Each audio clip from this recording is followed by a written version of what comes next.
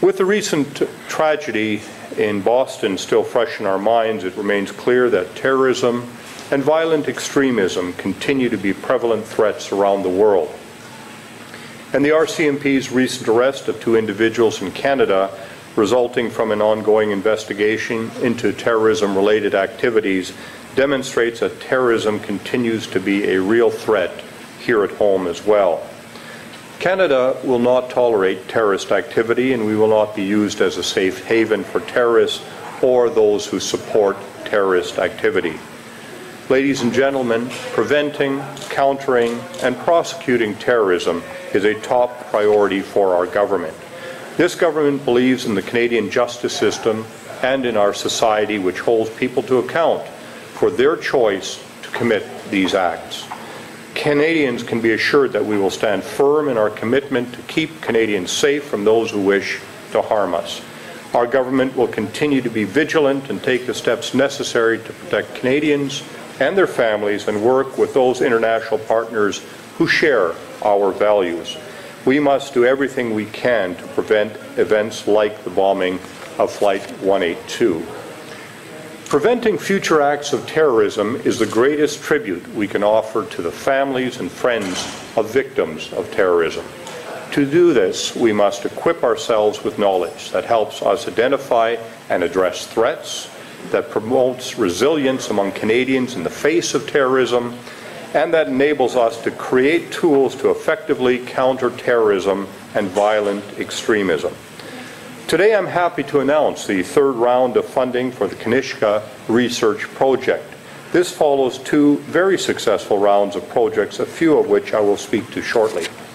2 years ago, our government announced a $10 million investment over 5 years for the Kanishka Project, an initiative that supports Canada's overall counter-terrorism strategy. Just last year, I was proud to announce the 1st round of funding under the project. At that time, I indicated I would update you on the status of these research initiatives. Today, I am pleased to say that we have indeed seen significant progress.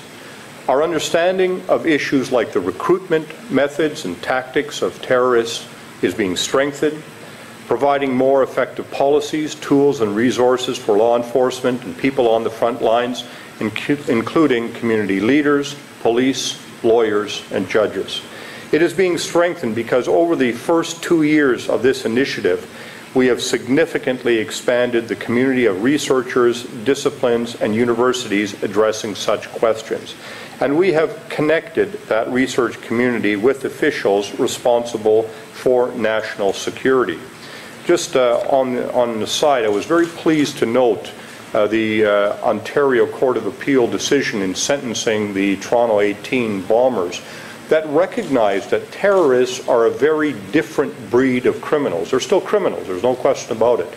But you saw some very lengthy sentences handed down by the courts in there in recognition that terrorism is a very different kind of an offense and must be dealt with very, very seriously. I think that's the kind of impact that research and our knowledge of terrorism is beginning to have this impact then in our institutions of government, including our courts. I think that we will see some of that develop as a result of the research that is going to occur.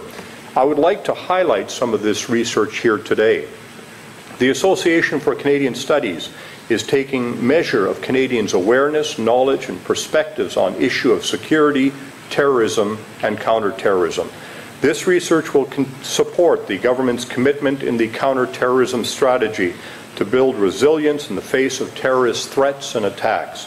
These researchers also recently published a special issue of the journal Canadian Diversity to both showcase early results of the Kanishka-funded study and to bring together a range of international experts to consider the implications of their initial findings. A team from Ryerson University and the University of Alberta is conducting groundbreaking research on the community-specific dynamics that shape the risk of radicalization and violent extremism and what steps can be taken to curtail that risk.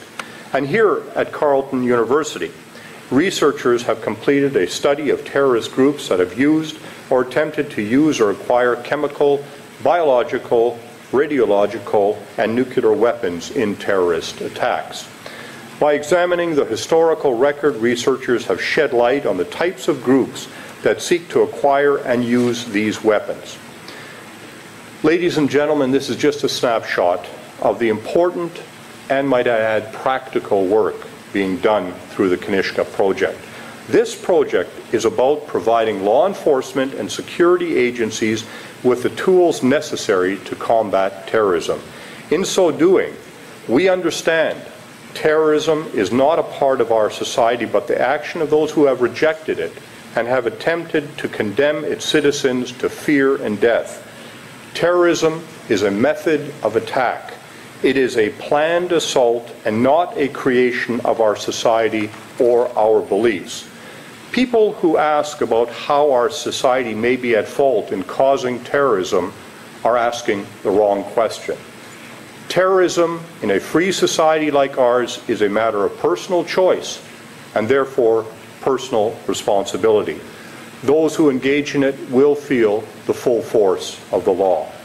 The Kanishka Project is providing a wealth of information to our policymakers, to law enforcement, to community leaders, to lawyers, and, as I indicated in the specific example of the Ontario, the Toronto 18 case, to judges. That is why our government believes strongly in the Kanishka Project and is investing $1.7 million for the third round of funding to support 11 new research proposals. This doubles the number of projects we are supporting, but is not the only way we are expanding the community of researchers. It is my pleasure today to announce a new dimension to the Kanishka Project. We will now be supporting graduate student research projects. It is our hope that the students working on these projects will bring new energy and perspective and will carry on the legacy of the Kanishka Project through their scholarship. Through research funded by this project, I feel that we are headed in the right direction. The Kanishka Project is not just about research. We need to become better at connecting policymakers, frontline officials, researchers, and diverse communities, along with key partners in the private and non-profit sectors. By building networks among these key actors in the field of counterterrorism, we are building Canada's capacity to detect terrorism in its early stages, deter those who would commit these acts, prevent them from succeeding, and to respond to a terrorist attack by improving the resilience of our infrastructure and social fabric.